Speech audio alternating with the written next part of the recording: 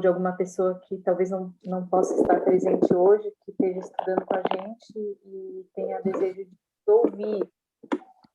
Bem, boa noite de novo, bem-vindas, bem-vindos. Ai, o Rodolfo tá cabeludo também!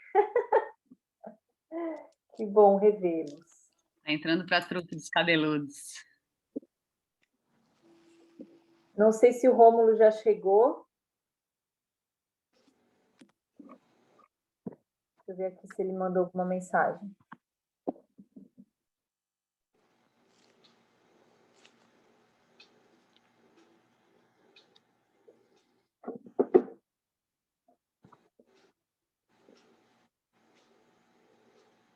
Bem,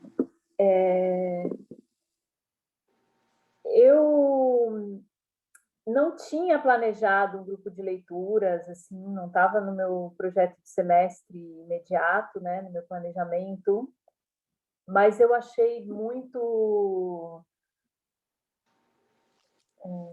convidativo quando o Rômulo, que é um artista que trabalha comigo ali na graduação, por enquanto, tá ali, chegou, quando ele se questionou a respeito desse texto e decidi então lançar para que a gente pudesse ler e conversar juntas, porque eu acredito que esse texto ele tem a ver com o trabalho de muitos de nós, assim, ele toca em pontos que são muito fundamentais. É um texto difícil, então eu gosto nesses grupos de leitura de ler textos que também me desafiam, que não são os textos assim que eu me sinto na obrigação de explicar ou lecionar. Então, para mim, é sempre bom quando nos grupos de leitura eu posso me colocar com a mesma curiosidade de todas que estão aqui presentes, sejam artistas que estão instigados pelas nossas perguntas ou alunos da graduação ou da pós-graduação. Então, só para quem está chegando hoje, eu não dou uma para nada. Eu provavelmente vou ter mais dúvida que vocês.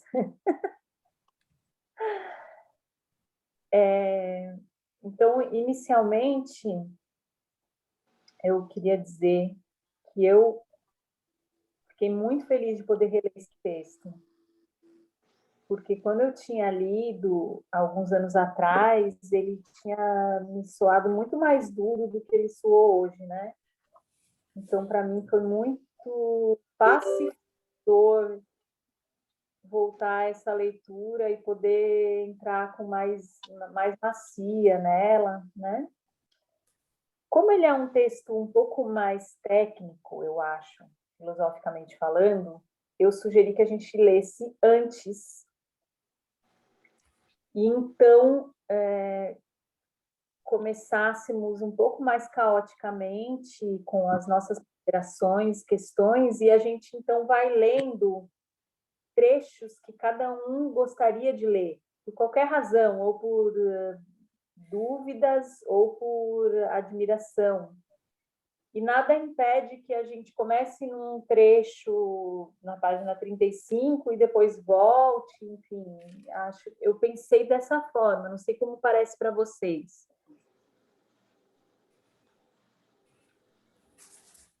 Eu peço desculpas por não ter lido, eu acabei sabendo tudo um pouco depois e eu não tive como ler, então eu hoje vou ficar então mais assim de ouvinte, enfim, mas com certeza já admirando, já admirando.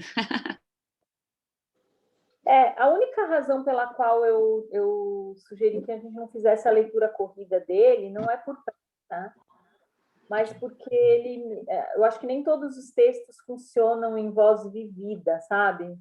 E esse, como ele é um texto, a meu ver, mais técnico, às vezes ele precisa de uma contemplação silenciosa, ele tem tanto de voz compartilhado em leitura oral. Mas, eventualmente, talvez a gente queira, nas próximas semanas, mudar Roberta.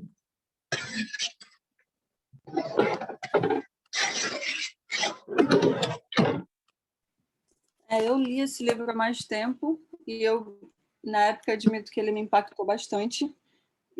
Só que eu estou sem o meu livro físico aqui, com as anotações. E nesse momento, por umas 2 semanas, assim. Mas eu achei interessante quando ele foi proposto, porque, se eu não me engano, você comentou que, sei lá, não concordava com a postura, alguma coisa do Lapujade, da leitura dele, e eu gostaria de conhecer a tua leitura, ou trocar com as pessoas também sobre. Por isso também que eu estou aqui. Não, bom, não é que eu não concordo, eu só achei, quando rolou essa conversa no grupo, eu só falei, nossa, eu acho esse livro muito duro. Me parece que ele não se preocupa tanto em conversar comigo. Entendi. Eu acho, pelo simples fato de ele ser um livro técnico, e eu digo da técnica de fazer filosófico, e a gente sempre tem esse cuidado no Labey de não ter uma pretensão de usar a filosofia ou de usar os conceitos. Então, eu sempre tenho muito cuidado com esse fascínio que a filosofia, que a articulação de conceitos gera em nós, criadores, artistas, para a gente saber o nosso lugar e quais são os pontos que são importantes. E eu acho que sim, ele é fundamental, ele toca em princípios assim muito importantes, muito estruturantes, principalmente da crítica ao fazer artístico. Então, por isso, sim, acho ele fundamental, justamente por ele deixar assumir a importância de reconhecer que não há qualidades inerentes ao que a gente chama de coisas em si. Não há qualidades inerentes às coisas em si. E essa é uma armadilha analítica na qual a gente frequentemente cai quando vai falar de um trabalho de arte, do nosso próprio fazer ou de uma obra a qual a gente teve, né, tá tratando, mas não discordo, não. Não é por discordar, não. Desculpa, não, entendi totalmente errado, mas acho que é isso. De qualquer maneira, assim, o William James pelo Lapujade é uma coisa, né? Ler ele diretamente é outra, certamente tem muitas camadas aí. Enfim. Sim. O que talvez a gente possa fazer para começar é fazer uma rodada, digamos, de 2 ou 3 trechos em leitura, e aí parar, conversar, e depois fazer mais um trecho, conversar, para não ficar tão ilustrativo da leitura. O que vocês acham? Eu acho bacana. Oi, gente. Acho bacana. Inclusive, eu separei algumas citações que me deixaram, na verdade, deram uma iluminada nas minhas buscas, nas minhas procuras. E tem uma parte bem específica, inclusive, que ele discute a diferença entre matéria e material. E aí ele chega numa ideia de material físico mental. E aí eu sempre, assim, estava nessa ideia de procurar alguma coisa de atribuir alguma matéria ao que é filosófico, ao que é pensamento, ao que... E ele está mais ou menos caminhando nesse lugar, talvez, assim. Eu começaria por essa parte, inclusive. É qual página, Rômulo? Está na página 27.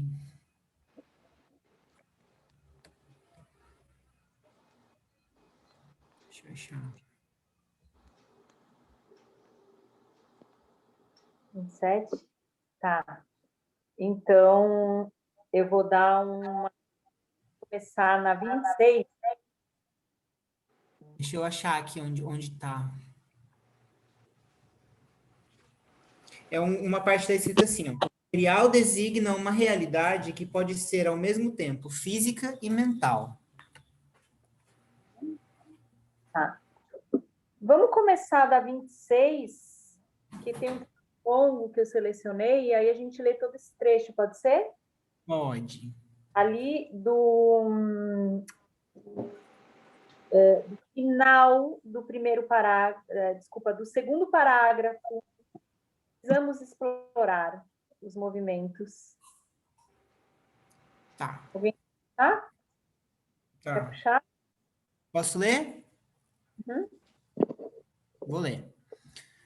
Precisamos explorar os movimentos que se encontram sob...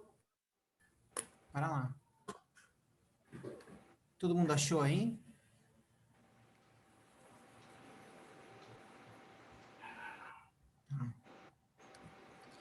Precisamos explorar os movimentos que se encontram sob as formas da psicologia ou que foram herdadas dela. Temos quase a sensação de assistir ao nascimento de um novo mundo.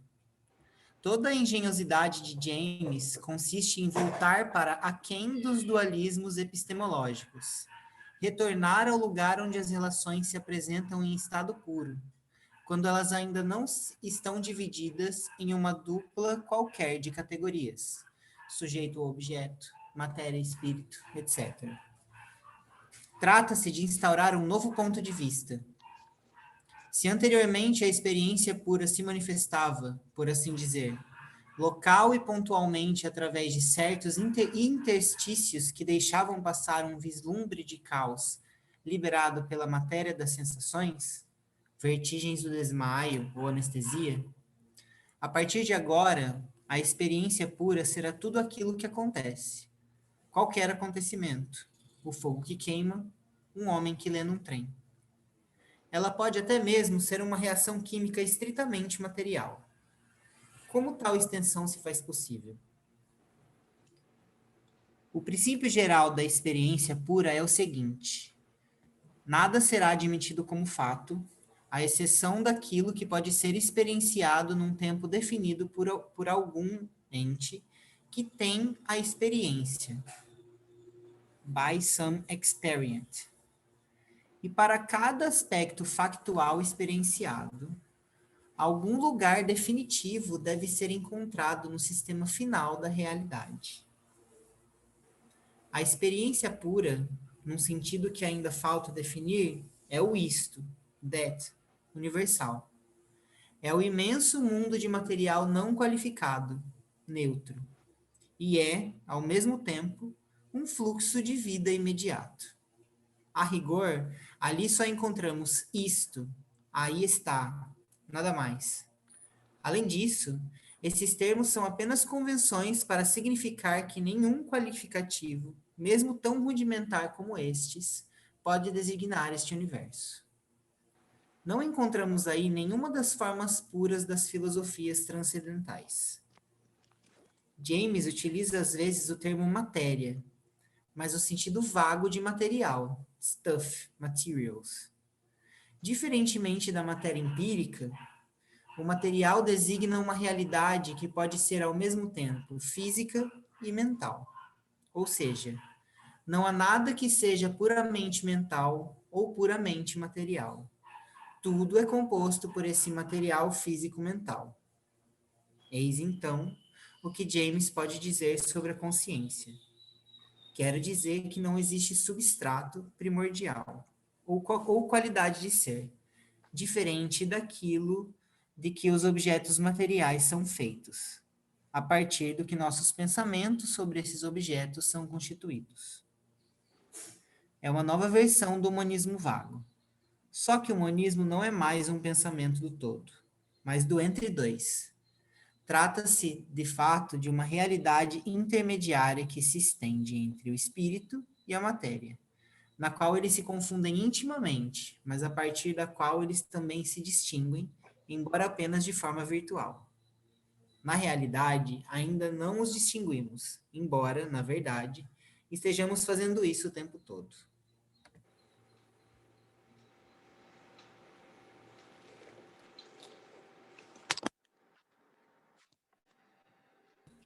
Abre o microfone, Bianca.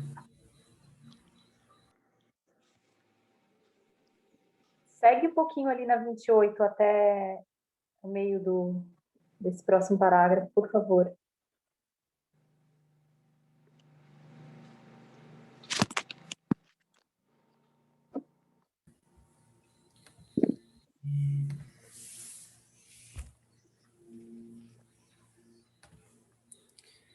Em outros termos, James eleva o material ao estado de verdadeiro plano.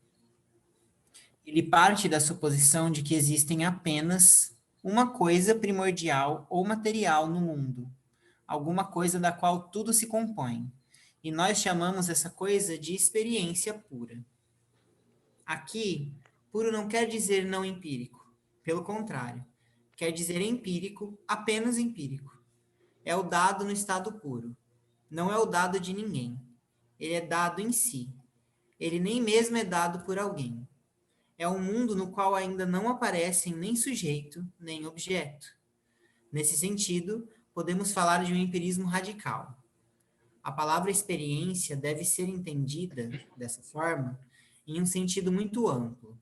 A experiência pura é o conjunto de tudo aquilo que está em relação com outra coisa, sem que exista necessariamente uma consciência dessa relação. Encontramos alguma coisa desse uso da palavra experiência na expressão fazer uma experiência, por exemplo. A experiência da cristalização entre o cloro e o sódio. Somos nós que fazemos a experiência, mas a experiência não diz nada sobre nós. Ela fala das coisas que colocamos em relação. São o cloro e o sódio que cristalizam. Nesse caso, são eles que fazem a experiência da cristalização. A experiência, quando pura, se refere tanto aos sujeitos quanto aos objetos, o que é apenas maneira de dizer. Então, nesse nível, não há nenhum nem outro.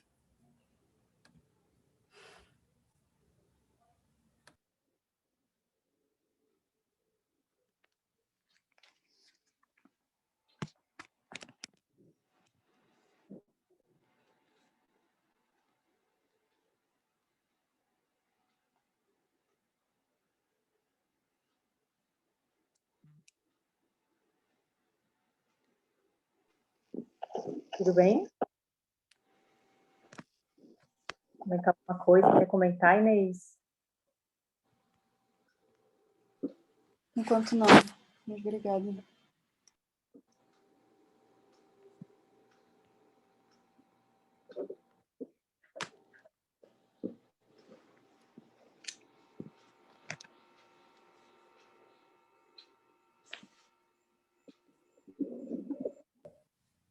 Eu quase fico com uma imagem, assim, de que certas coisas estão feitas para serem postas em relação, mas naturalmente elas não são colocadas. E a gente vai lá e provoca aquilo. Aquele exemplo do sódio e do cloro ali foi, para mim, é ideal, assim, sabe?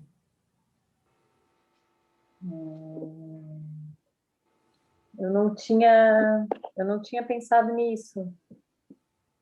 Na verdade, elas são feitas, né? Porque elas têm uma matéria, uma consistência que se aproxima, né?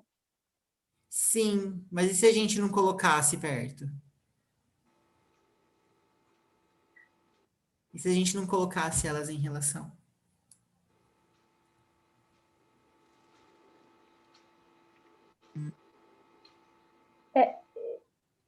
Eu não sei, assim, se essa... Eu não sei, acho que tu tem que... Me diz onde tu quer chegar. O que tem me incomodado ultimamente é a questão de provocar acontecimentos, provocar situações e situações que sejam acontecimentos, tanto em nível pequeno, pessoal, quanto acontecimentos da ordem coletiva. Isso tem me incomodado bastante ultimamente. E é nesse sentido mesmo, de quando provocar, de por que provocar isso, de isso aconteceria se não fosse provocado. Uhum. São perguntas que estão... Quer falar alguma coisa, Bianca? Eu posso Não, vai. organizar aqui. Segurar aqui. Daqui a pouco eu falo. Em algum momento, eu cheguei um pouco antes dessa parte aí no livro, né? Não fui até o final do capítulo. Mas tem alguma parte lá no começo que ele fala que os signos com os quais eu me relaciono para entender, ou melhor, os signos que eu percebo no mundo são diferentes dos signos com os quais eu me relaciono para entender esse mundo. né, ele traz um pouco essa coisa do que a gente vai...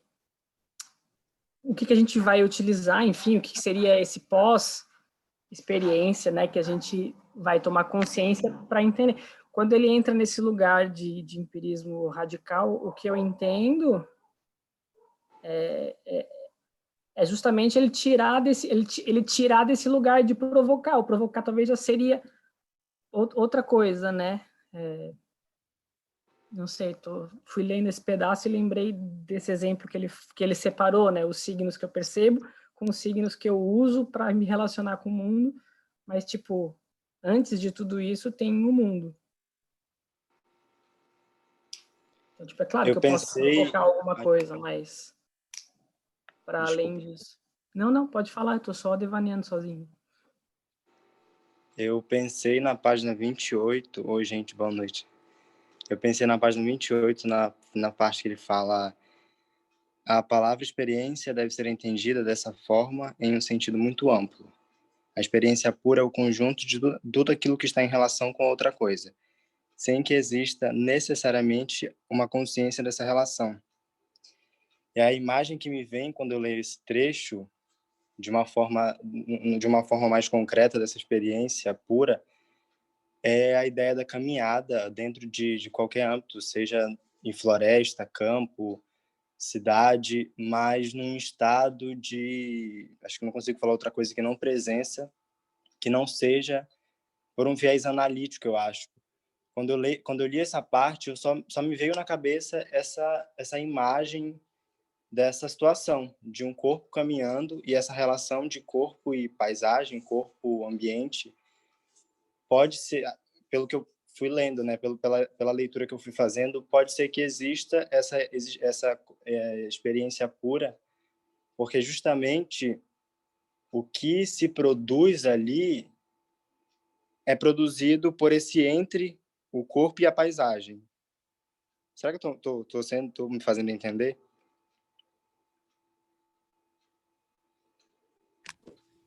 Eu te entendo, Saile, entendo mesmo, assim, sabe? Desculpa, Bianca, mas eu entendo, porque eu fico com o mesmo pensamento que você na ideia de quando a gente está indo ao teatro, ou quando a gente está entrando em uma instalação, ou quando a gente está vendo uma performance, ou quando nós estamos realizando uma performance, ou quando a gente modifica algum espaço de alguma maneira. Eu acho que esse lugar que é entre um e entre outro, ele mora ali. Essas relações que se constroem, não, que se trombam nesse lugar e Se possibilitam, vão-se eu acho. embora.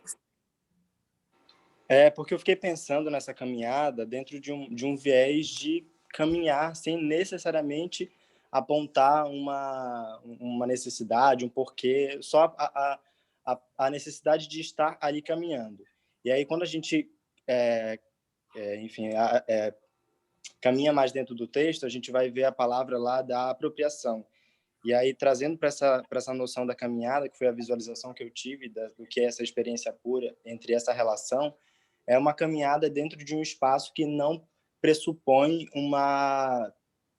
um apropriar-se disso, é estar ali junto com aquele outro corpo vivo. Foi essa imagem que me veio, que me ajudou a ir construindo essa perspectiva da experiência pura.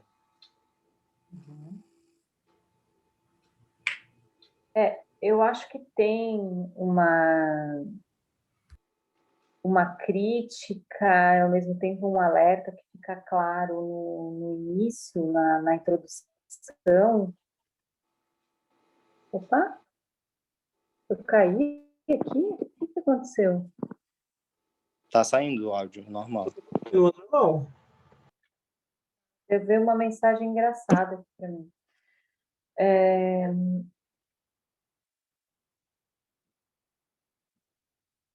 Ela coloca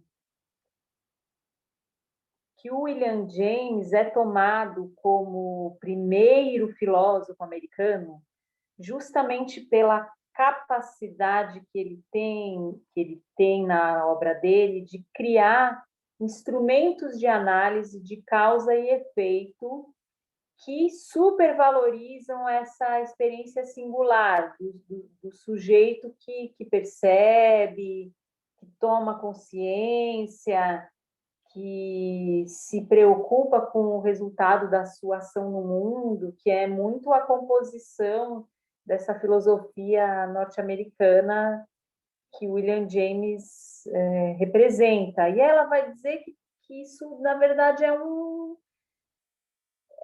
pouco falacioso, porque ele está preocupado com as relações e com a implicação das ações num âmbito que antecede essa capacidade da consciência de perceber os efeitos e as suas causas.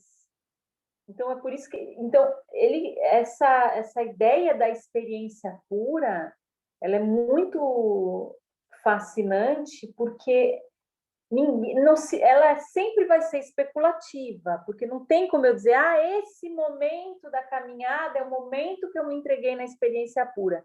Se você já percebeu e já se subjetificou dentro dos efeitos perceptuais do que a caminhada te causou, já não é mais a experiência pura, já é o pragmatismo das sensações, né?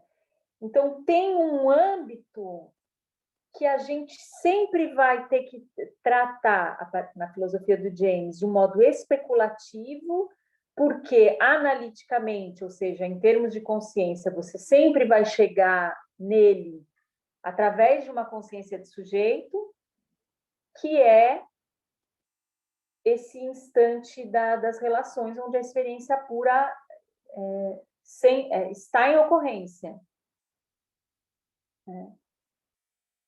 Então, não tem como dar um exemplo da experiência pura, na verdade. Por isso que ele faz essa aproximação com o transcendentalismo e deixa muito claro por que é diferente do transcendentalismo. Queria que a gente pudesse ler algum trecho sobre isso também. Porque, de fato, a experiência pura ocorre, mas ela não existe enquanto matéria de fato. Aqui aconteceu a experiência pura, né? É como se fosse quase um ato de fé, né? Então, a provocação, assim. E a pergunta que me intriga muito em relação a isso é quando, então, tem início a percepção, porque se nos nossos movimentos de vida a gente está sempre sujeito a esse campo da experiência pura, qual é o instante em que se inicia a percepção e a consciência daquilo que é percebido, né?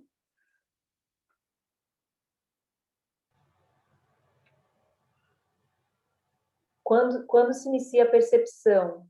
Quando a gente consegue tomar consciência reflexivamente de um encontro, ou das implicações de um movimento, de um gesto, de um encontro. E aí, ao desconforto do Rômulo, talvez seja um desconforto, que acho que é muito importante, de causar, né? A gente, como professor, principalmente de práticas corporais, de criação, fica, às vezes, botando provocações, causas, e às vezes aquilo ali é absolutamente disruptivo do campo da experiência que já está ocorrendo, né? Na verdade, eu não... A minha preocupação, o meu desconforto não é com relação ao eu quero provocar um acontecimento. Talvez entender possibilidades onde esse acontecimento é lugares e possibilidades de acontecimento, assim, sabe?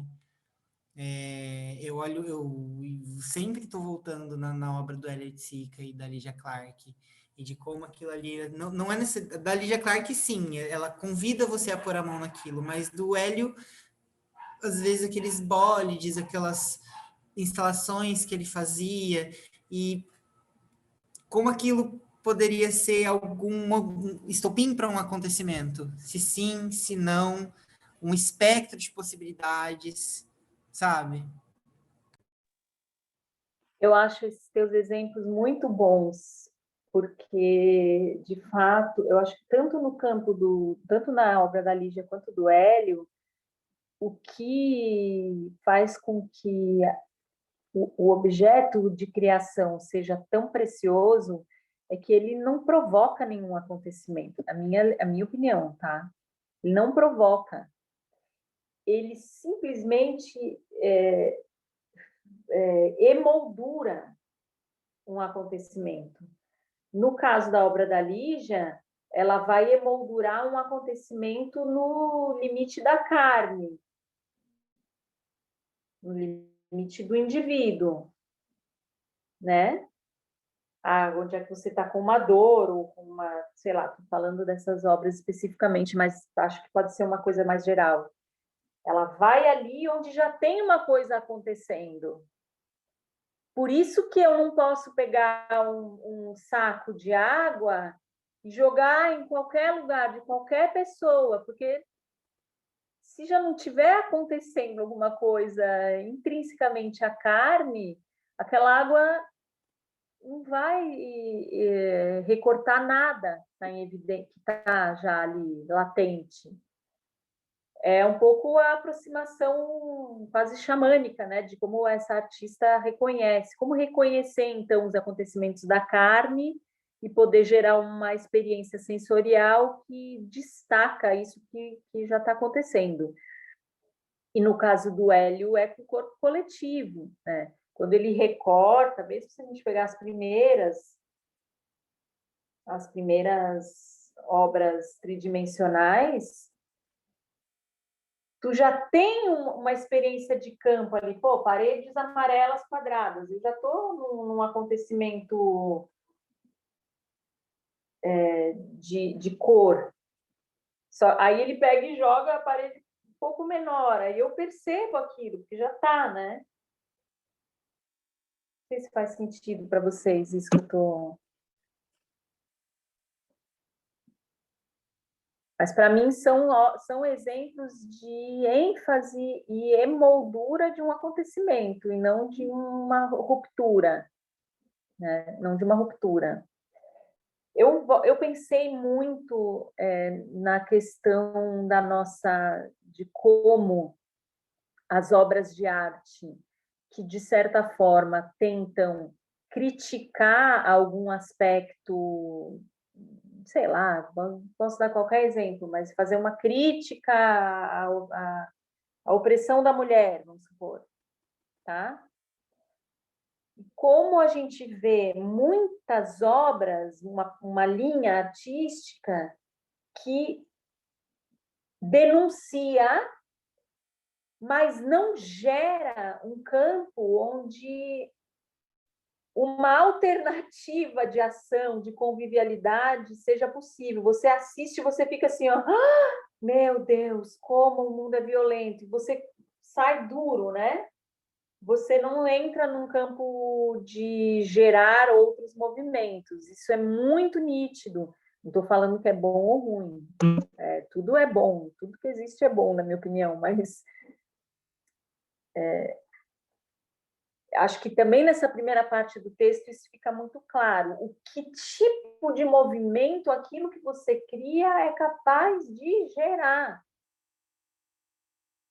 E aí você ultrapassa o campo dos signos de dizer e de dizer o que é, como é, e consegue fortificar um motor de ação, um motor de transformação, etc. Né?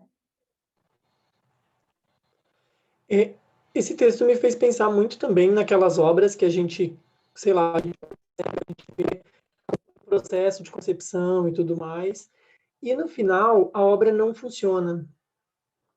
Do tipo, você vai lá e instala a obra e tem algum fator externo que destrói ou causa uma outra coisa que não era o seu projeto original, ou, não sei, aqueles movimentos que são muito mais fortes que o próprio acontecimento, eu acho, ou a instalação, não, vou falar diferente, eu acho, que o acontecimento não está tão conectado na obra quanto naquele movimento que a obra cria com a realidade, que a gente não sabe como acontece, sabe? Eu fiquei me perguntando sobre isso, principalmente porque na introdução do texto ele fala um pouco sobre, deixa eu ver a palavra aqui que ele usa, mas enquanto as coisas estão se produzindo, aqui, como diz James, aquilo que realmente existe não são as coisas feitas, mas as coisas se fazendo. Temos que considerar toda a realidade no momento em que ela se cria, né? Então, agora que a gente estava entrando nessa fala das obras, eu fiquei pensando que não dão certo ou que acabam dando muito certo pelo caminho errado, sabe? Não sei, foi um devaneio meu agora.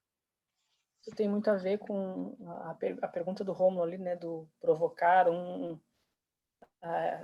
misturar a ideia de provocar com a ideia de acontecimento, assim, né? Me vem muito a sensação de precipitação, assim, né? Tem muita coisa no ar, algumas dessas coisas podem cair, digamos assim, né? Podem precipitar, digamos assim. Então eu vejo provocar ou propor, enfim, bem nesse lugar. Tem muita coisa por acontecer, né? Então as obras que conseguem provocar e precipitar em diferentes perspectivas, por exemplo, né, o trabalho da Lígia, em diferentes perspectivas, alguma coisa é possível de acontecer assim, né? Não que ela também não tenha preparado uma provocação, ela também preparou e com isso ela também excluiu muitas outras proposições de acontecer, né? Mas de alguma forma é uma proposição aberta a essa bagunça do que já vai estar por acontecer sem nem estar lá ainda, né? Sei lá, não sei se eu estou viajando, mas...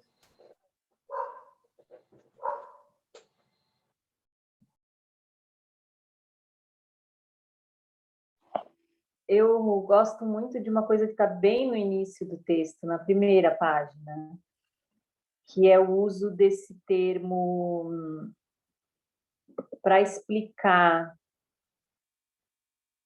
o que é verdade.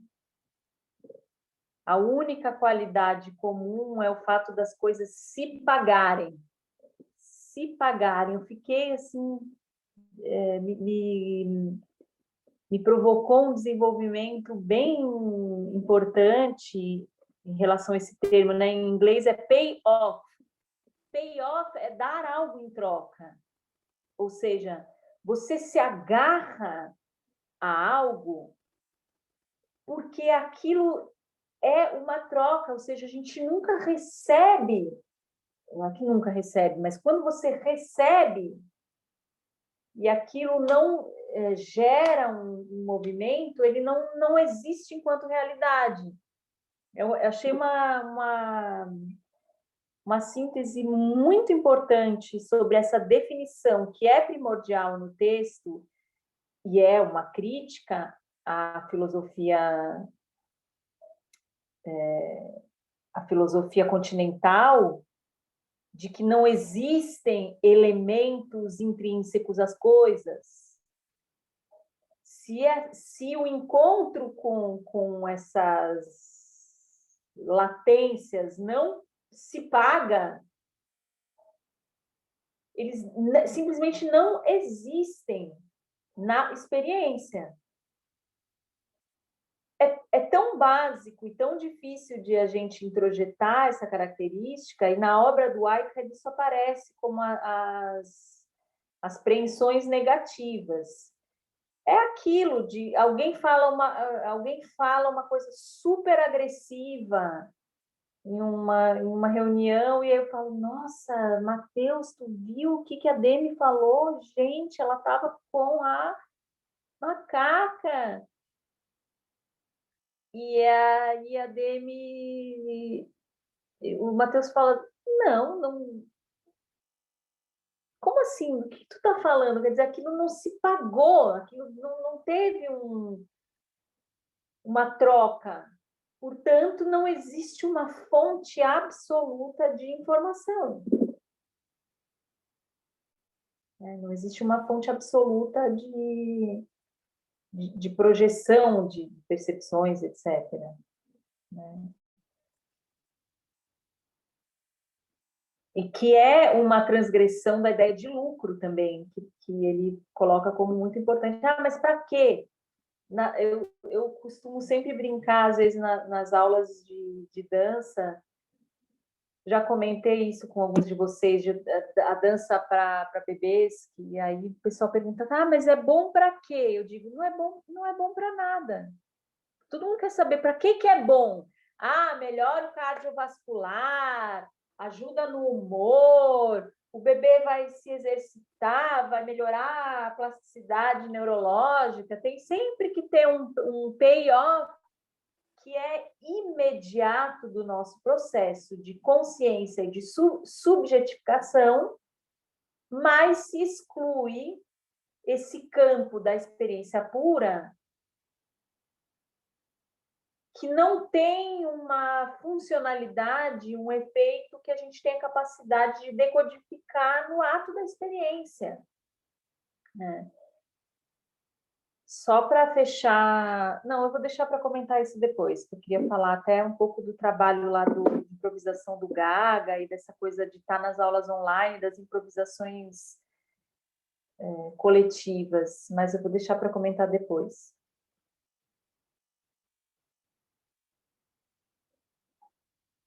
Que é o ready-made, né? Que ele fala, esse ready-made do capitalismo. Ah, vou fazer isso e vou adquirir aquilo. Então, você exclui que existe uma navegação de trocas que se paga, mas não se evidencia no exato momento do tomar consciência da implicação dos seus atos.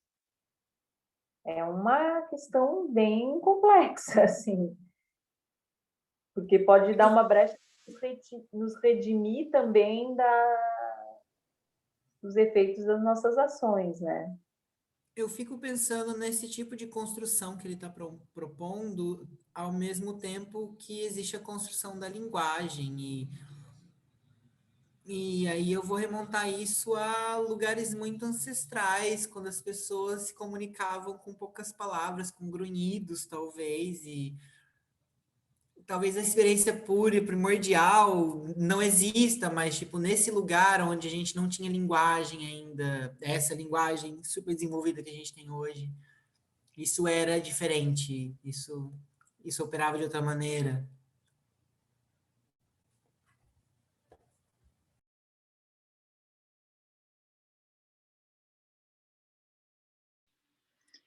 E bem, no fim vai ser muito diferente para cada um, né? Também eu acho que são os atravessamentos mesmo, né? Eu acho que daquela pergunta, né? Quando se inicia a percepção, para mim o que vem é quando de alguma forma me atravessa, né? Então, e às vezes um mesmo lugar, uma coisa, sei lá, qualquer coisa em comum. A gente pode ter aqui, né, juntos esse momento, mas talvez em algum momento distinto, né? Tipo, esteja acontecendo coisas muito diferentes, assim, né, para cada pessoa, assim. Eu acho que do que eu tô ouvindo de vocês, assim, para mim é o que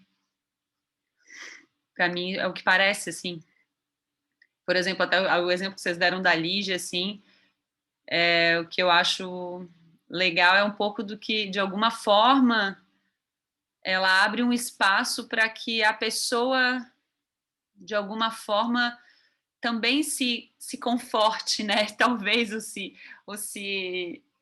ou não sei, ou remexa, não conscientemente, mas que talvez, assim, muito provavelmente aquela pessoa ela vai se vestir daquilo por algum momento e vai, sei lá, observar coisas que antes não observou, sei lá, mas não com a vontade de chegar em nenhum lugar, né? Ela vai provavelmente se encontrar com lugares outros, né? Não sei, por aí. E aí, assim, uma pergunta também, eu acho que gira em torno disso que a gente está tentando falar, que é com relação às emoções daí.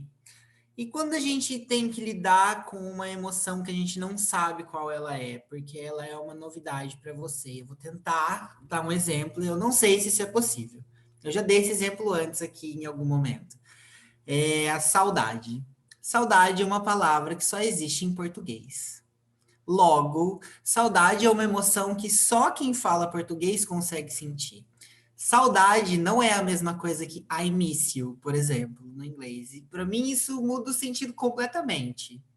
Saudade não é sentir falta só de uma pessoa. Saudade tem outras nuances e outras coisas. E aí eu fico pensando. E uma pessoa que está aprendendo português agora, que está entendendo sua vivência agora, é possível que isso aconteça com ela, que ela entenda o que é a saudade? Enfim, são divagações agora. Tô achando que o Romulo tá apaixonado. Mas, ó, o que acontece? Essa distância entre aquilo que é sentido e o nome desses acontecimentos sentidos é infinita, né? É insuperável. Acontece que saudade, mesmo para nós que somos aqui todos nativos da luz à língua, ela não é uma coisa, ela é um compêndio de fisiologias absolutamente distintas. E a saudade que eu tô do Rodolfo é diferente da saudade que eu tô do Mateus, e mesmo assim eu reconheço que é saudade, ou seja, existe um campo de acontecimento distinto e que a gente, ao codificar em linguagem, propõe um recorte e uma compreensão desse isto, este conjunto de fisiologias e desejos, daremos o nome de saudade, né? Quando você aprende uma outra língua e passa a dominar esses recortes de signos, as palavras são signos sobre sensações, né? Imediatamente você pode compreender o que é essa sensação, porque são apenas recortes. Então, ao aprender português, alguém talvez passe a sentir saudade, porque essas sensações estão ali, né? É a tortura da tradução, né? Que eu passei, alguns de vocês me acompanharam no ano passado, de tentar achar modos de explicar palavras que estão tentando coisas que a gente não se preocupa em indicar, né? Não se fazem necessário para nós. Fala, Rodolfo. Acho que isso tem um pouco a ver com o primeiro exemplo que eu citei lá da fala acho que do Lapojar, na verdade, ninguém falar do James, que ele falou, né, os signos que eu percebo são diferentes dos signos que eu uso para codificar aquilo conscientemente, né, uma coisa assim a frase. Mas tem um exemplo que a gente foi viajar quando a Tainá tinha, acho que 4 ou 5 meses, a gente foi visitar meus pais lá em Belo Horizonte, né, ali no meio da pandemia. Então, ela estava 4, 5 meses comigo, com a Cláudia e com os pais e tios, né, que moram aqui do lado, num convívio bem hermético, assim, né? E aí, chegando lá em Minas Gerais, enfim, depois de um dia de viagem, a gente fez uma videochamada, ligou o celular para os avós dela, né? Então, ela desabou a chorar, assim, foi a primeira vez que eu vi ela chorar por... O que eu percebi, o que eu senti foi uma coisa, mas eu usei a palavra saudade, o signo do que eu entendo por saudade, talvez para codificar aquela experiência, mas pode ter sido, teve a viagem que foi longa, teve o estar longe, teve o estar revendo a pessoa, tem uma mistura de sensações assim, né? Mas eu codifiquei como, ela chorou de saudade, mas o que eu vi, o que eu senti foi uma alegria, porque eu irradiei de alegria de ela estar vendo o avô e aí chorar, né? e esse misto, e tudo isso eu reflito agora, depois de ter acontecido, né? Era o desabafo da figura segura. Eu não concordo com a tua leitura, tá? Da expressão da emoção dela. Não concordo. Porque tu tá supondo uma concepção de futuridade, de sujeito e de tempo que ela ainda não possui cognitivamente sistematizada. Bom, mas Isso é foi isso que muito... eu quis dizer. A minha leitura foi codificar, ela teve uma sensação de tal coisa, entendeu? Ele coloca aqui, né, que o único lugar onde a experiência pura ocorreria é no recém-nascido, né, no bebê. Por isso que se fala, né, o choro do bebê é a dor da mãe, né? É muito comum nessas primeiras fases. Por quê? Porque o bebê, como ele não tem a capacidade de articular e de dividir esse campo da experiência, se aproxima mais da experiência pura. Então, essas expressões, elas são combinadas com uma série de inputs perceptuais, sensoriais, que a gente nem se dá conta. A mãe vai falar, não, mas eu tô bem, eu não tô com depressão pós-parto. E ela nem percebe que ela tá. Mas ela tá com prisão de ventre. Ai, foi a batata que eu comi que deu prisão de ventre, não sei o quê. Então, tu começa a tentar justificar. É um exemplo muito bom esse, na verdade, que tu está dando.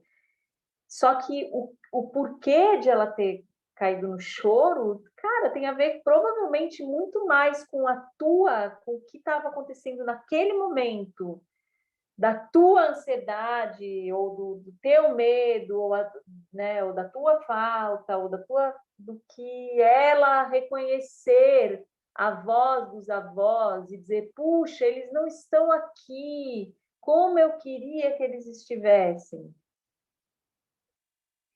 Percebe?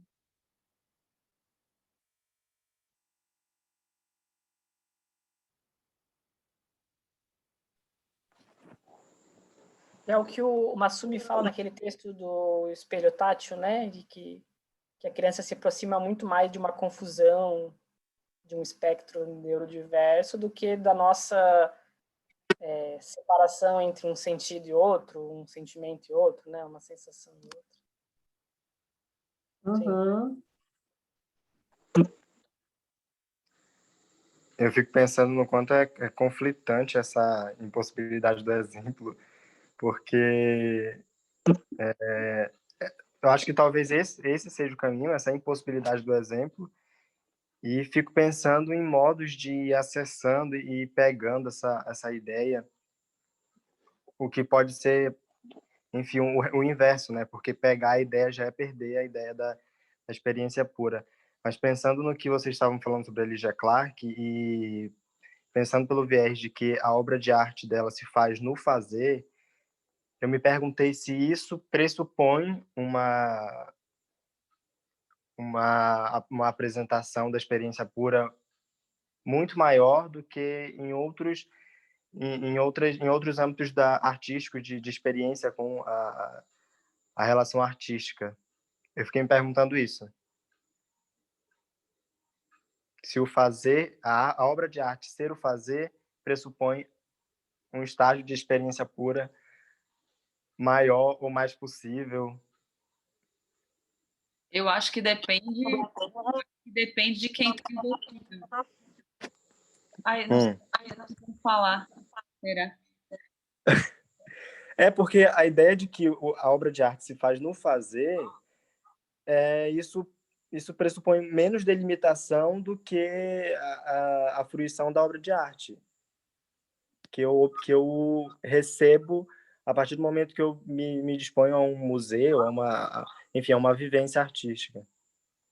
Mas e se, por exemplo, a pessoa que está envolvida, ela já chega com várias coisas na cabeça, mas, sei lá, com toda uma projeção já daquilo, ela já, sei lá, ou com alguma estética definida já do que ela vai organizar com aquilo ali, naquela interação. Eu acho que talvez quanto menos a pessoa, sei lá, tenha qualquer referência de uma parada, talvez mais talvez mais encontre com isso que tu tá falando, a impressão que eu tenho. Sei lá. Talvez mais proximidade ela tenha com a experiência pura, né?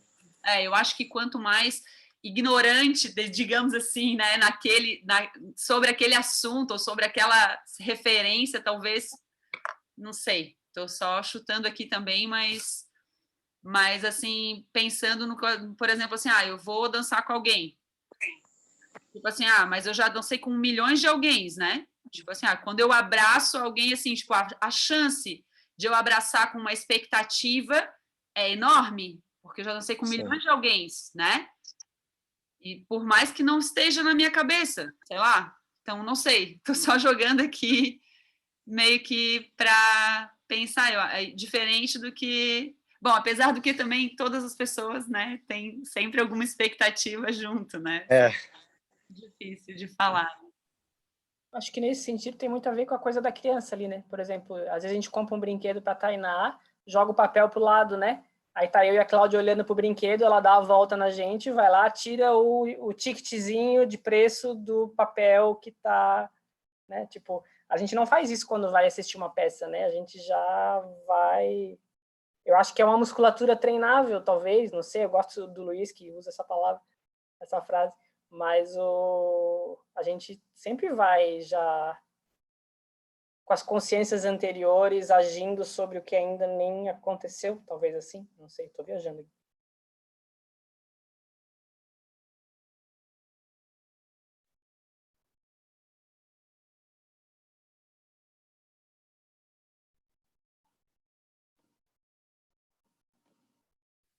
Talvez a gente possa ler mais uns trechos, porque eu acho que a gente também tem que tomar cuidado para não cair na tentação de pensar, bom, ok, então como fazer uma obra de arte mais eficiente, né?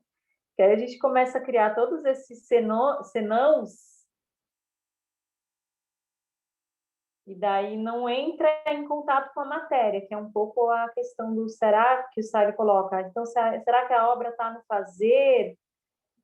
Eu não sei muito bem como resolver essa tua pergunta, Sally. Eu acho que ela é uma pergunta bem complexa para o caso da dança e do teatro, das artes efêmeras, porque você precisa de tanta repetição para que no momento do instante efêmero você alcance aquilo que você precisa, o que é uma grande contradição, né? Ao fazer uma escultura, você nunca repete um gesto, né? Você sempre vai marretar, né? Uma escultura em metal, você vai lá, forja, no final tem uma experiência com a forma, com o ritmo que essa forma evoca, não tem nada a ver com aquilo que foi feito antes. Agora, se a gente está construindo uma cena, a gente faz quantas vezes a mesma forma para que a forma saia perfeita no dia desse acontecimento que supostamente era para ser, ou tem a fama de ser único, enquanto a escultura vai sempre se perseverar com a mesma forma. É uma contradição do que é fazer.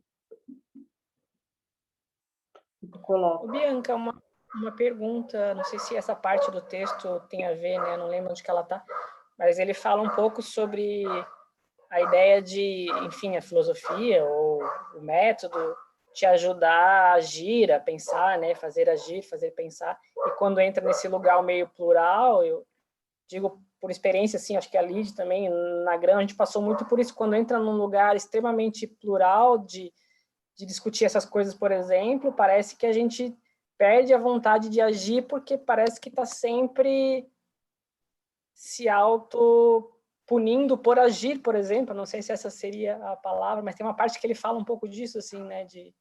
Tá na introdução, na introdução ela fala, né? Crer na consciência é estimular o poder de ação. Né? Crer na consciência é estimular o poder de ação. Isso é muito fundamental. E acho que principalmente hoje, né, que a gente, de certa forma, clama ou fantasia com um grande levante, né? Você fica, quando vai acontecer esse levante? Quando vai vir aquele signo para que todo mundo possa aderir, né? E, na verdade, a gente já está na onda, né? A gente já está nessa onda da transformação, ao levar a consciência para outras coisas que não estão em jogo imediato, eu acho. Né? De certo modo, é uma compreensão de consciência coletiva, né? Ou seja, não tem, a consciência nunca ocorre individualmente, um sujeito, um gesto, um ícone, uma palavra, é uma consciência que está fora desses ícones que surgem, né? De sujeito-objeto e as outras polaridades que ele indica aqui, né? Causa e efeito, etc. Gente, eu vou ter que sair agora, um abração. Eu tenho uma reunião e a gente vai se falando então. Bons estudos aí, reflexões para todos nós aí. Abraços.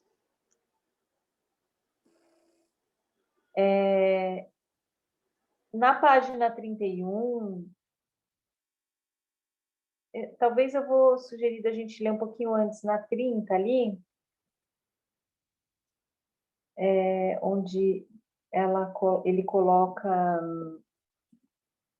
não devemos supor, pelo menos, uma distinção entre aquilo que faz a experiência e aquilo de que a experiência é feita, né? Que é o problema da criação artística. Né? O que compõe a experiência? O meu objeto, a minha criação, a experiência estética, é o teatro, é a poltrona, é a disponibilidade, é o espectador já está preparado, né? Você tem um espectador que passou por uma formação de espectador.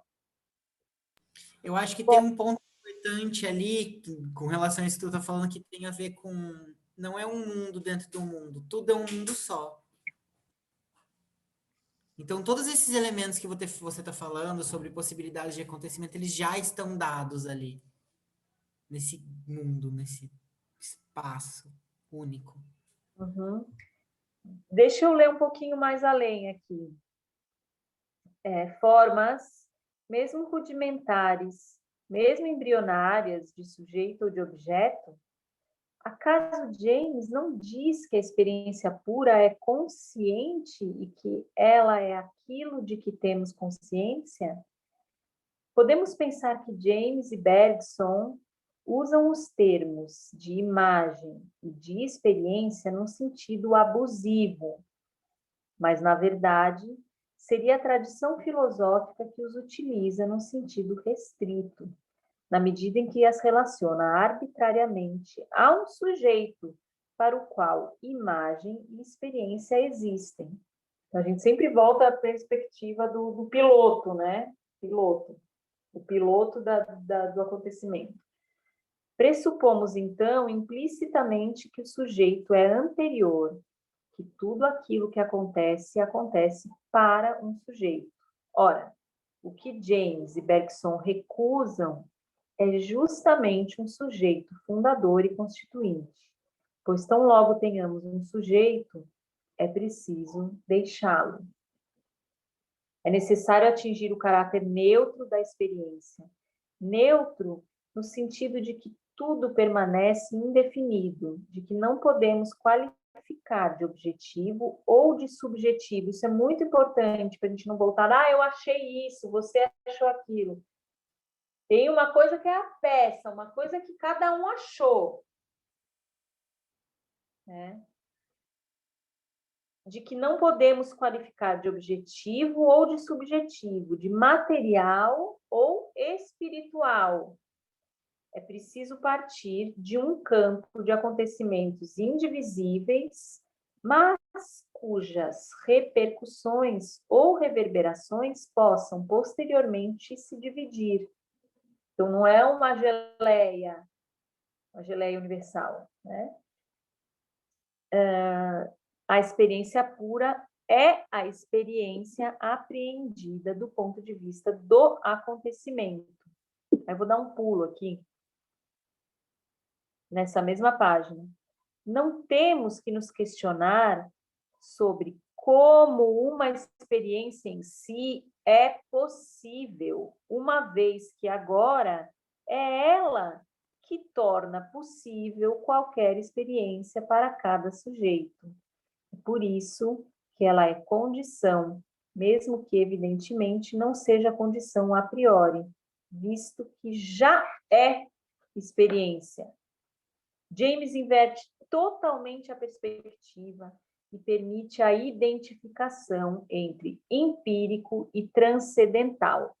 Eu vou parar aqui, depois tem mais uns trechos nessa sequência. Eu queria comentar uma coisa que acho que tem a ver com essa nossa inabilidade de ter fé no encontro, de ter fé no acontecimento, que é uma prática, é um músculo, né? É um músculo.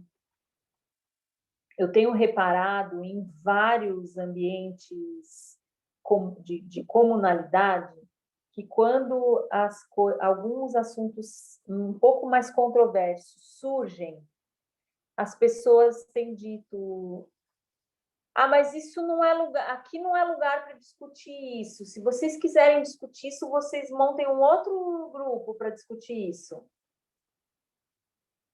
Isso tem me chamado a atenção em vários ambientes.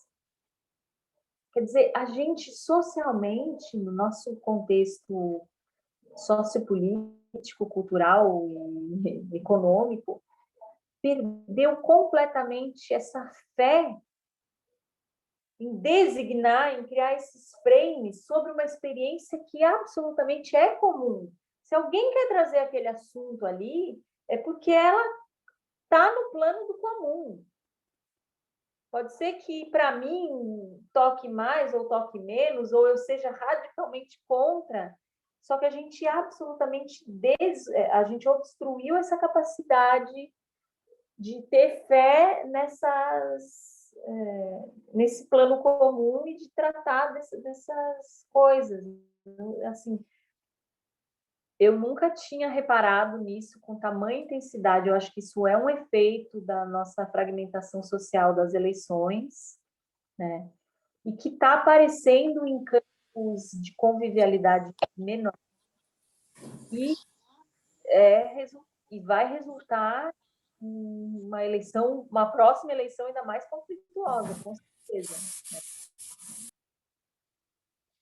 Não sei se faz sentido isso que eu estou falando para vocês, mas Faz muito sentido. Eu fico ligando, na verdade, com essa cultura brasileira de não se fala de política, não se discute política, não se discute futebol. Isso, eu acho que todo mundo já ouviu isso, né? Tipo, nós não se discute política, futebol, nem religião, que é para ninguém brigar e manter o bom convívio. Só que esse bom convívio, a gente chegou nesse mundo que a gente está hoje, né? Nesse lugar que a gente vive, que é exatamente isso que tu tá falando. Essa podação de assuntos, essa podação do que acontece, sabe? sim. E tem aquela parte ali, né? É bem erimaniana essa parte aqui. Como é que foi ali?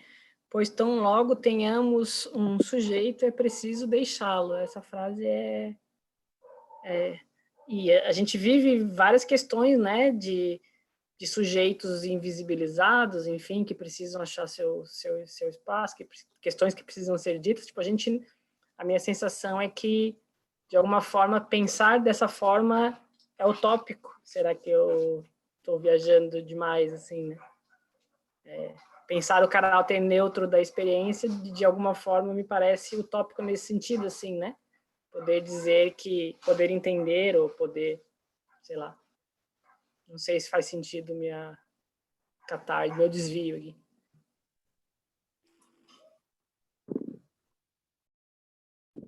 Eu não sei se eu entendi o que tu quer dizer com neutro. Eu falei neutro? Não sei. Eu quis dizer no sentido de que ele fala ali, né? Pois tão logo tenhamos um sujeito, é preciso deixá-lo, né? Que a minha sensação é que tem muitas categorias, digamos assim, de sujeito que precisam ser postas em evidência, né? Por uma série de questões. Que trazer esse pensamento, às vezes, entra num lugar de privilégio, assim, né? De, tipo assim, eu posso falar sobre a experiência como um lugar que vai produzir sempre novos sujeitos e novas identidades. O neutro seria a frase seguinte ali, né? Necessário atingir um caráter neutro da experiência. Mas é que, assim, é neutro porque não é da minha opinião, assim, ele está um pouco entrando nesse ponto para sair da subjetivação, né? A minha opinião olha, a minha opinião é essa. Não é uma questão da sua opinião. Se ela te afetou dessa forma, ela é comum a todos, né? É diferente de eu ter uma opinião sobre um acontecimento ou não, né?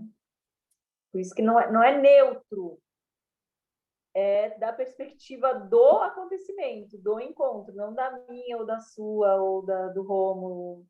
Entendi.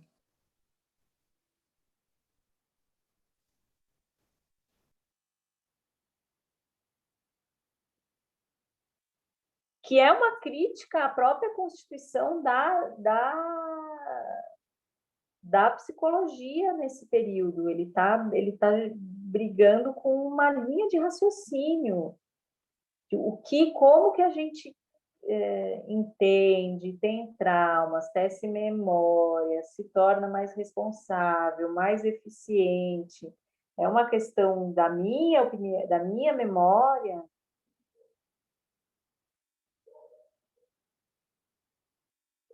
Completamente diferente, né, do o que ele propõe como efeitos da experiência, né? E ali nesse trecho seguinte, ó, página 33, ele diz exatamente isso. Na verdade, não criticamos a psicologia por seu empirismo ou por seu naturalismo. Nós a criticamos por ter sido incapaz de fazer distinções, por ter falseado as descrições, por não ter, enfim, sido capaz de seguir os fluxos da matéria. Isso permite perceber que, tanto para Kant quanto para Husserl, as formas são puras, desde que sejam formas. O que importa é partir das formas e apenas delas, pois reservamos para elas um papel constituinte, um deles através dos a priori de toda a experiência possível, o outro através da imanência pura do que foi vivido pela consciência. Né?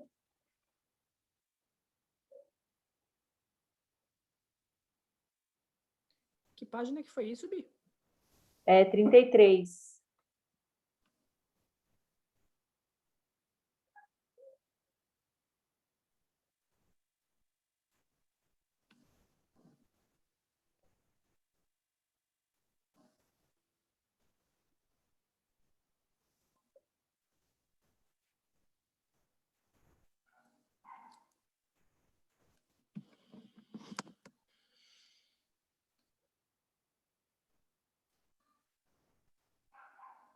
Querem sugerir outros trechos?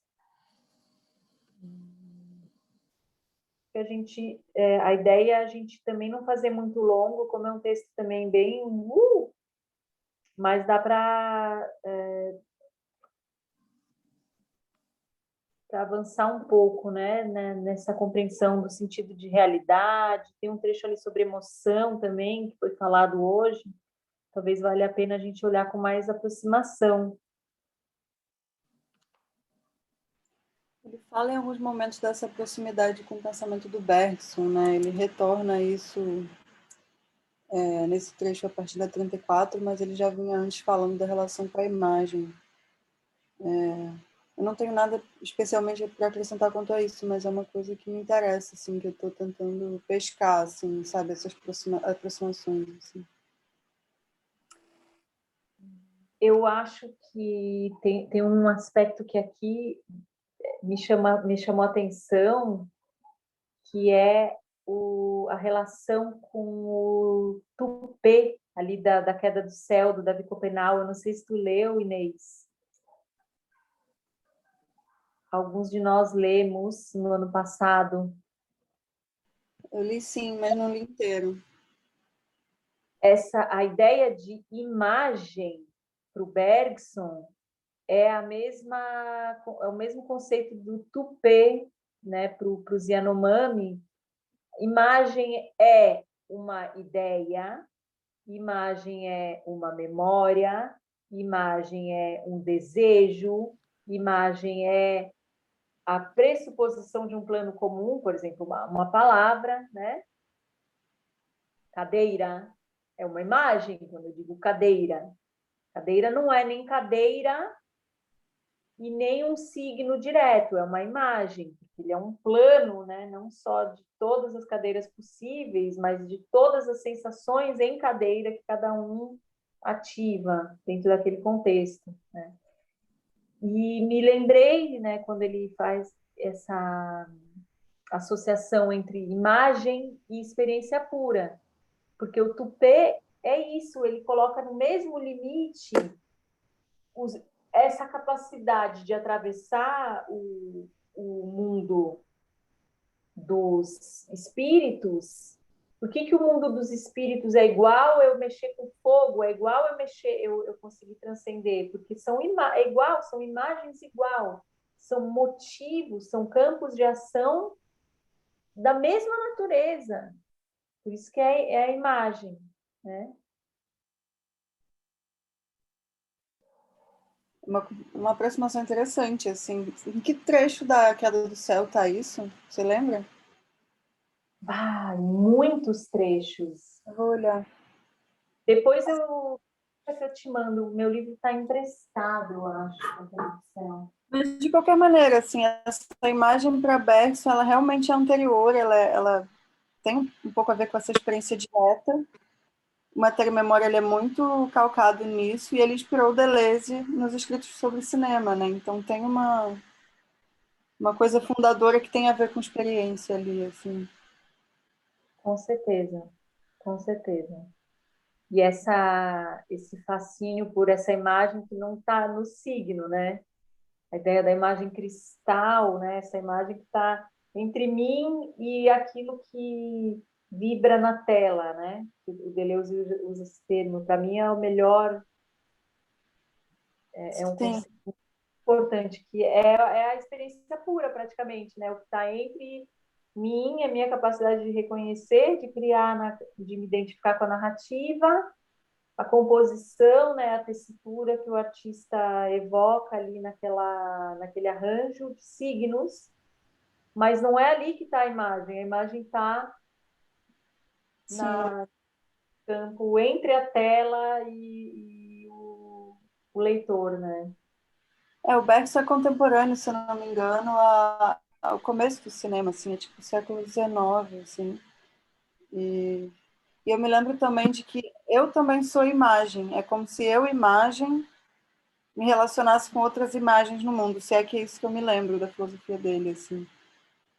É diferente, né? Justamente disso que coloca dessa ideia de um sujeito que viria antes. Existe um plano de igualdade, mais ou menos, aí, assim.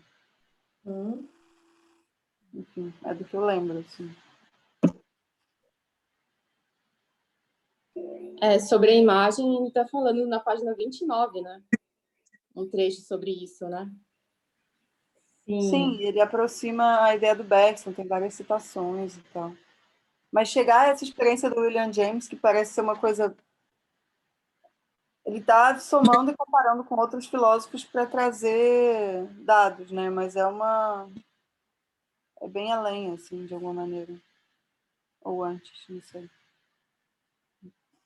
Eu acho que é interessante essa noção de ser imagem, né? Não só pela matéria física, para a gente que trabalha com presença, né? Com composição de presença, isso é muito nítido, né? Cada gesto, cada intenção, cada intensidade gera uma composição completamente diferente na cena, né? Mesmo que seja o mesmo corpo. Agora, considerar isso dentro de um campo onde a análise de consciência é como se fosse a matéria mais fina, mais precisa do encontro, é praticamente devolver o corpo a filosofia analítica, né? Devolver, que é o movimento tanto do James quanto do Whitehead, devolver o corpo à filosofia analítica, dar corpo, né? Dar corpo à consciência, dar corpo ao fazer filosófico. Tu foi, não sei se vai fugir ou desviar, mas tem uma parte lá na introdução, na página, deixa eu achar, na página 11, que eu achei bem legal como ele vai falando sobre pragmatismo e tal. Aí ele traz uma definição de prática ali, que eu achei bem bonitinha. Eu fico lembrando uma vez, num exercício que eu fiz numa vivência da aula da Bianca, com o Labé, em que a gente conversou alguma coisa de, eu vou fazer um exercício, depois eu vou propor que a gente sente e escreva o que está sentindo, o que sentiu sobre o exercício. E aí a Bianca falou alguma coisa no dia, assim, no sentido de, tu vai escrever, mas o que tu vai viver ali escrevendo já é sobre outra coisa, né? Tu não está mais contemplando o que tu estava vivendo ali dentro do exercício de alguma forma, né? E na dança a gente tem muito isso, assim, por exemplo, agora vamos para a prática, né? Então tu trabalha alguma coisa e depois tu chama as pessoas e fala, agora vamos praticar isso. Mas o praticar já fala sobre outro mundo se produzindo, né? Aí na página 11 ele fala assim, no entanto, em James, o termo prática não diz respeito necessariamente ao domínio da ação por oposição ao campo da reflexão teórica. Ele designa, antes de mais nada, um ponto de vista. Prática significa que consideramos a realidade, o pensamento, o conhecimento e também a ação enquanto eles estão se produzindo, de maneira ainda muito genérica. A filosofia de William James é uma filosofia do homem que se produz num mundo que está ele mesmo se produzindo. Esse trecho todo para baixo é bem bonitinho. Uhum. Muito bom. Tem um outro comentário totalmente aleatório sobre isso, que eu reparei que as pessoas agora começaram, as pessoas que malham, puxam ferro, começaram a usar o termo treino. Já repararam nisso? Hoje eu vou treinar, hoje eu treinei. E cada vez aquilo me dói tanto, porque você, cara, treinou o quê? O que você está treinando, meu Deus? Está treinando para quê? Está treinando o quê? Não faz o menor sentido treinar, né? É uma coisa, é uma prática de quê? A musculação é uma prática de quê? Não é uma crítica à musculação, é uma crítica que eu estou fazendo a como que isso é inserido no discurso, na narrativa, tá?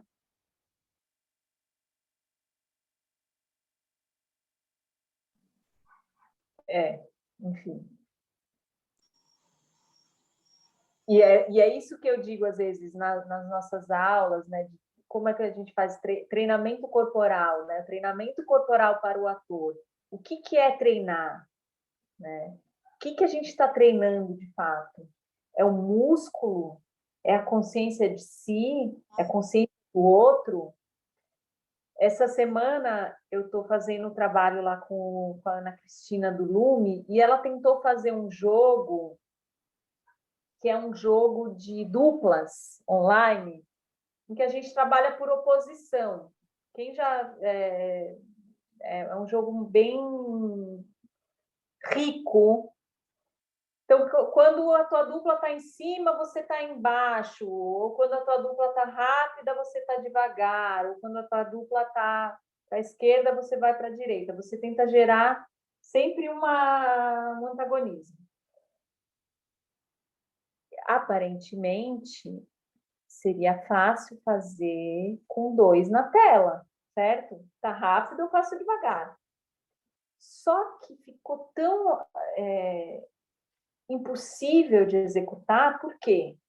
Porque quando a gente está junto, a gente não se percebe pelo campo visual. A gente percebe muito pouco pelo campo visual. Então, não dá tempo de você gerar oposição se você tem que contar só com a visualidade da câmera. É impressionante. Eu não sei se vocês já tentaram fazer isso. Não tentem, porque não vai dar certo. E quando a gente está um de frente para o outro, a gente acha que está trabalhando com a imagem do outro, mas a gente não está trabalhando com a imagem do outro.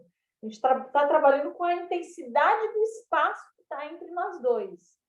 Então, eu já sei, eu estou olhando, mas é um pedacinho só do olho, da luz, que é responsável pela minha capacidade de responder. Então, eu treino essa responsividade. Eu treino perceber uma coisa e dar um efeito com outra. Esse é o treino.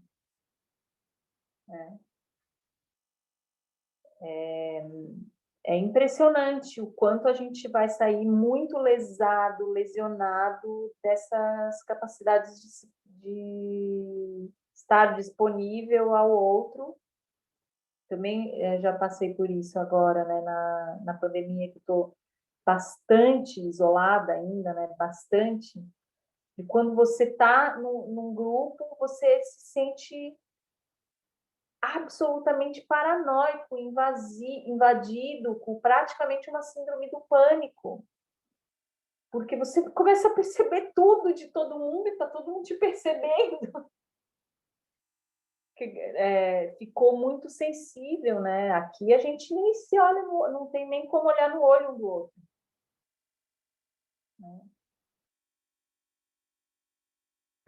Todo mundo...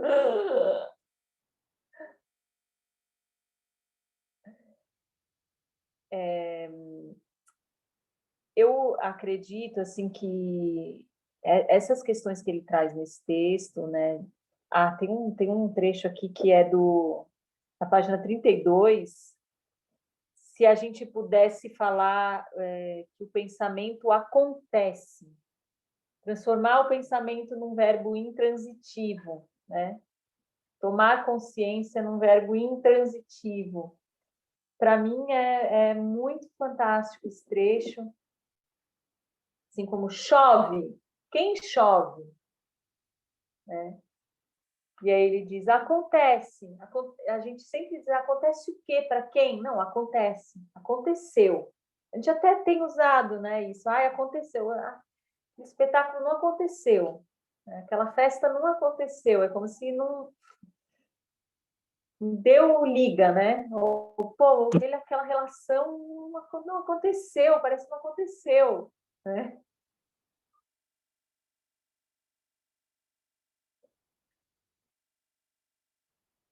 É desobjetificar mesmo, né, o acontecimento.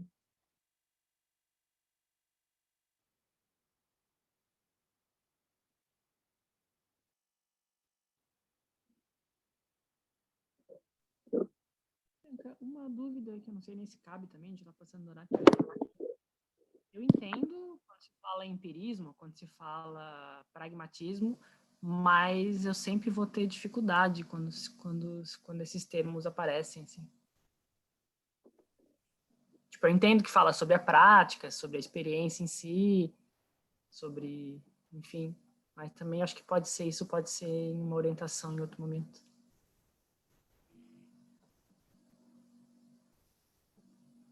Da terminologia, de como se constrói essa psicologia. Na introdução, ela super explica isso. Na verdade, bem didático a introdução.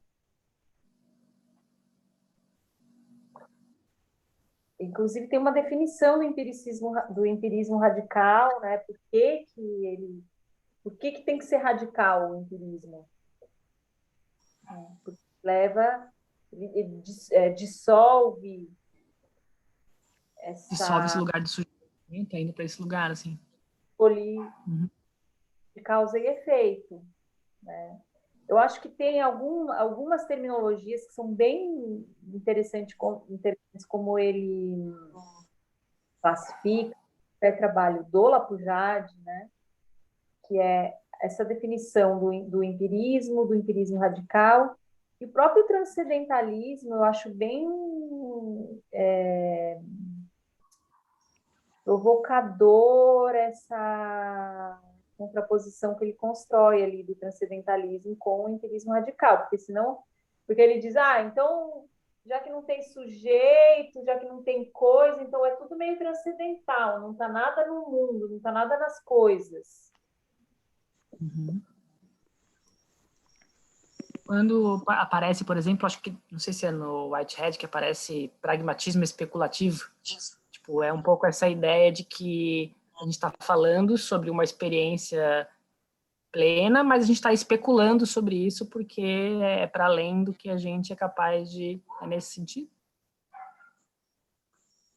É especulativo você assumir conceitualmente que essa experiência é o motor dos acontecimentos e da consciência, mas a gente não tem a capacidade de isolar, mesmo que monadicamente,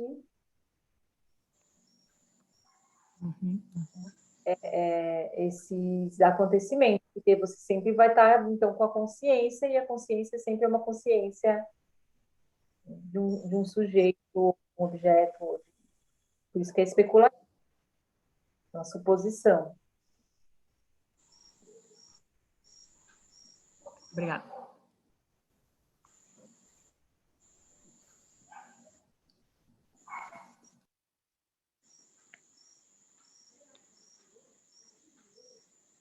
Eu não sei se vocês querem ler mais um trecho ali do transcendentalismo. Depois tem uma parte que é bem importante, que é uma conversa com Peirce, com essa constituição, que ele volta no Bergson, na Matéria e Memória, que é a interpretação das séries significantes, né? Ou se a gente continua com essa segunda parte na semana que vem. Seria o fim do primeiro capítulo. Ele fala, interpretar é constituir séries. Considere-se o seguinte acontecimento. O indivíduo está lendo uma sala. Ora, quais são os dois processos em que a experiência da sala... 35, isso. Em que a experiência da sala entra dessa maneira simultaneamente. Um deles é a biografia pessoal do leitor, o outro é a história da casa da qual a sala faz parte. É bem bonito esse trecho todo sobre signos e discretização dos significantes na experiência. O que conta? A pergunta é essa, o que conta? O que se paga? Eu prefiro continuar na semana que vem, de repente ler esse partir daí e o próximo capítulo, por exemplo. Mas é mais por mim que... Passar de 1h30 fica muito cansativo e... Sim.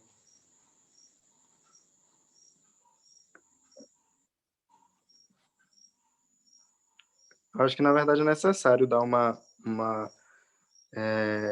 recuada nesse processo para retornar, né, nessas páginas, porque tem muitas instâncias que são bem complexas também, como por exemplo, a noção da crença, que para mim se desenhou de uma forma, mas ainda muito conflituosa dentro dessa do que ele propõe.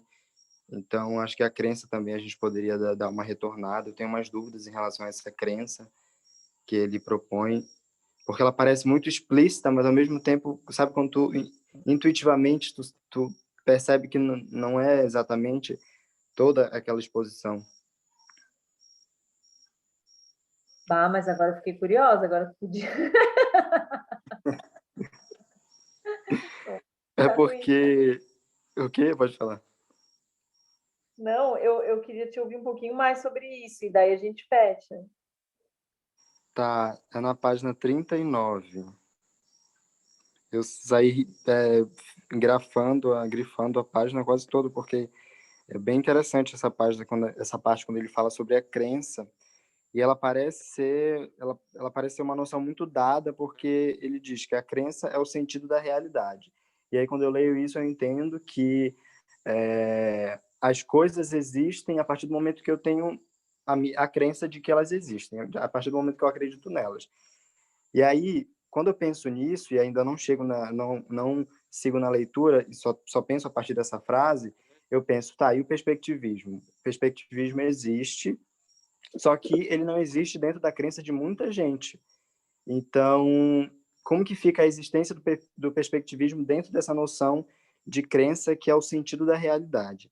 Aí, mais para frente, ele vai dar uma acentuada nisso de uma forma que mais contribui do que exclui as existências. Aí ele vai dizer: quando James diz que a crença é o sentido da realidade, isso significa, paradoxalmente, que a existência das coisas fora de mim não depende da minha crença. Em outros termos, creio que as coisas existem independentemente da crença que eu tenho de que elas existam. Aí eu consegui dar uma sentada em relação ao perspectivismo, de que ele não estava refutando a ideia do perspectivismo, de que se eu não acredito, aquilo não existe. E é isso. E aí eu consegui dar uma desenhada melhor nessa noção da existência e fui adentrando nos caminhos. Por exemplo, eu pensei em umas ideias mais práticas. Se, para mim, a composição da dança, da chuva se formando, possui um viés de dança, isso existe. Isso possui uma existência, possui uma realidade. Agora, se para minha tia essa relação ela é muito mais abstrata e menos interessante, ela não possui existência, só que não deixa de existir dentro da manifestação da chuva, se expondo, se colocando, se compondo. Aí eu entendi o quê? A existência ela está muito mais dentro dessa interdependência, dessa virtualidade interdependente, do que dessa escolha que eu delimito sobre alguma coisa para que aquela coisa exista. Nossa, tá bem confuso, porque eu entendo o que é essa crença e essa realidade da crença dentro do que ele propõe. Só que quando eu vou caminhando por umas noções assim de prática, isso me dá isso me atribui uns conflitos que eu não sei como resolver ainda, porque parece que a ideia está muito delimitada. A crença é isso e ela pressupõe uma interdependência. A crença que se coloca para mim não impossibilita a existência da outra coisa. Mas eu sinto, assim, intuitivamente, eu sinto que tem um conflito que isso gera em mim, entende? Eu não sei como essa crença se apresentou para vocês, e acho que era isso que eu queria ouvir para ter outros caminhos, outras perspectivas sobre essa crença, essa realidade.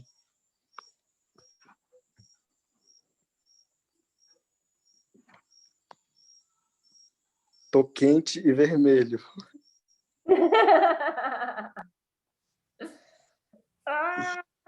Eu estou me perguntando aqui o que está se entendendo enquanto crença aqui, né? O que é crença nesse momento? Eu acho que a gente já dissipa boa parte dos problemas, das dúvidas. Crença talvez não seja tipo assim, eu acho que a gente pode pensar talvez como essa questão, com esse viés religioso, ou a gente pode pensar como esse conjunto de signos que a pessoa já tem em volta dela. Codificado não é uma boa palavra, mas talvez. Mas esse conjunto de signos, dessas séries significantes que já estão em volta das pessoas.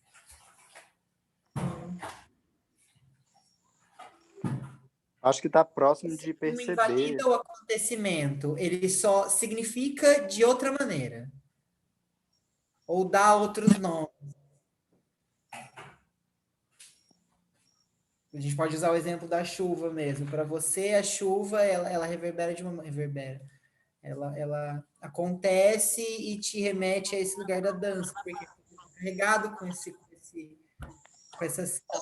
símbolos de dança que estão em você. Para sua avó, não, é a chuva que está caindo ali fora e vai refrescar, e ela não Mas acho muda a que vida dela por causa disso, porque... pro Lapojá, não sei, né? Naquele livro das existências mínimas, ele traz a questão dos fictícios, né? Dos modos de existência que existem porque a gente acredita que eles existem, né? Não sei se ele traz crença nesse tipo de existência, né? Nesse modo de manifestação, aquilo que tu cria, mas só existe fragilmente no teu modo de construir o pensamento. Né?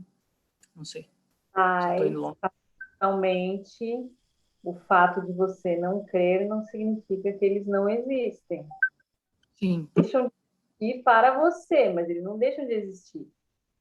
Sim. É esse o paradoxo.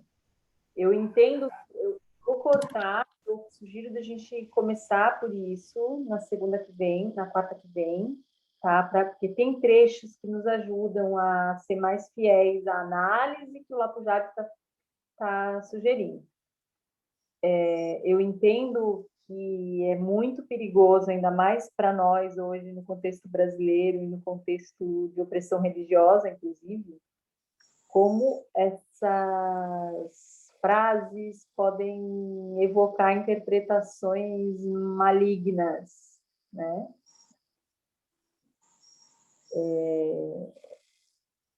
Mas quando ele coloca que, paradoxalmente, a existência das coisas fora de mim não depende da minha crença, há uma generosidade de que, sim, nós apenas podemos acessar aquilo que se crê, né? Entretanto, que lazai, lazai. Né? Eu fiquei pensando da homossexualidade. Né? Então, não adianta você vir com um argumento científico em relação à opção sexual de alguém. Porque porque as pessoas que não acreditam, a ciência também é uma crença. O tipo de comprovação científica também é uma crença. Então, percebe? A pessoa não tem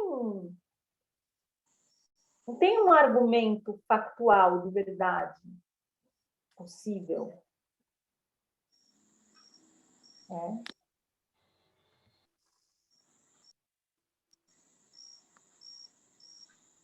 Eu não acredito. Então, não vai ter fim.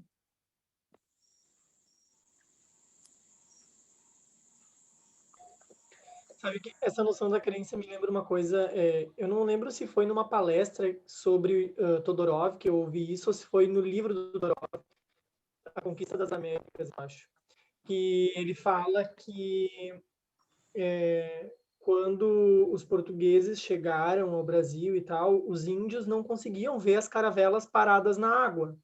Só o xamã conseguia ver a caravela parada na água. Isso era algo muito, assim, foi algo que me chamou muito a atenção, porque se não faz parte daquele repertório determinada coisa também, fica difícil de crer e ter uma relação com essa materialidade, né? Porque enquanto a gente estava falando sobre crença, eu fiquei pensando, por exemplo, a pedra é dura. Eu sei que a pedra é dura e isso é uma crença que eu construí a partir da experiência de que uma pedra é dura. Mas eu nunca vi ET. Então é uma coisa do tipo, como são ETs? sabe? Tipo, e se eles forem azuis e vaporosos ao invés de verdes com olhos grandes? Então tem toda essa coisa do tipo, o que é Claro, aquilo que claro. eu não conheço, né? Por isso que essas perguntas, por mais abstratas que pareçam, e psicodélicas, elas são perguntas muito importantes para a ciência e para o pragmatismo. Como procurar coisas que a gente não tem a capacidade ainda da experiência a posteriori de reconhecer. Ou procurar vida em outros planetas. Definir o que percebe? Então, são questões que têm uma preocupação muito pertinente ao momento do desenvolvimento científico, de onde ele fala, da análise da consciência, de como perceber as coisas do mundo. O que eu estou percebendo? O que tem valor?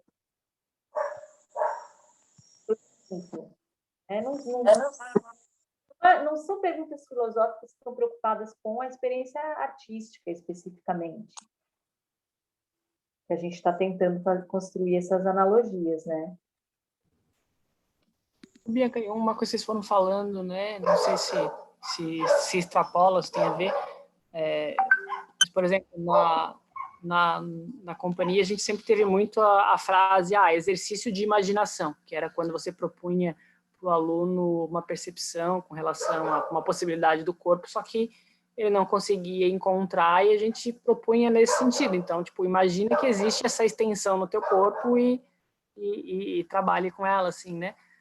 Eu não sei se isso, de alguma forma, também entra nesse jogo do... Não sei se, por exemplo, a ideia, né, das extensões do corpo entra nesse lugar de crenças também, né? Porque aquilo é produzido no teu corpo de alguma forma, né? Dizer que é possível ou tu acreditar que é possível vai produzir uma extensão no mundo do teu corpo, assim, né? Isso também seria uma crença?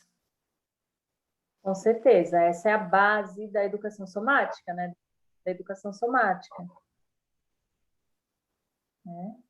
Desde também desse mesmo período ali, Feldenkrais, Alexander, é exatamente isso. Por que eu não consigo sustentar minha voz? Porque eu tenho uma consciência reflexiva que não percebe essa região. E até você, de fato, perceber, quem passa por processo de treino, quando abre uma chave, né, do corpo, fala, meu Deus, olha isso, a minha costela, eu passei 40 anos com a minha costela aberta, não tinha noção. E aquilo muda a tua voz, muda a tua digestão, muda, sei lá, né? Então, é uma crença. O método Franklin, que é um método focado muito em imagens internas. Tipo assim, se todo mundo soubesse que o nosso intestino tem 3 metros, ninguém tinha prisão de ventre, né? Que a gente perde a consciência de todo esse esforço, de todo esse caminho, de toda essa via que está acontecendo. A gente abstrai, né, do recorte da experiência. Então, deixa o intestino trabalhar sozinho e não tem uma fé, né, uma crença no caminho. Estou dando um exemplo, mas o método Franklin trabalha com isso, com a recuperação das imagens internas do corpo como treinamento da consciência corporal, bem interessante. Tem um artista que veio para Florianópolis, um bailarino, eu não vou lembrar o nome dele, eu não cheguei a assistir, só me contaram depois, mas ele trabalhava com a ideia de dança, não é minimalista o nome, mas praticamente olhando de fora, tu não via ele se mexer, mas tinha a ver com intestino, tinha a ver com estômago, tinha a ver com... Teve um artista, e foi bem comentado na época, mas eu não cheguei, eu acho que o Gabriel foi ele assistir, mas eu não lembro o nome dele. Mas tinha um pouquinho de ideia, assim. Gente, eu vou fechar nosso encontro por essa noite, mas tenta achar quem é esse artista. Eu tenho outro artista para sugerir também da gente olhar na semana que vem, que também que trabalha muito com essa coisa do discurso na dança. Vou trazer para nós e traz esse aí se tu descobrir, Rodolfo, também, tá? Mas eu não, ainda bem que eu não fui, eu não ia gostar. Eu não sei também, eu só ouvi depois. Ai, gente. Então tá. Começamos com a crença, então, na quarta que vem, tá? E eu acho que isso, na quarta que vem, a gente pode avançar até primeiro bloco do capítulo 2, se der tempo. Só até o primeiro bloco. Eu acho que a gente não vai conseguir, mas tudo bem. Então, também pensei no Adilson, mas o Adilson é uma coisa do tremor, né?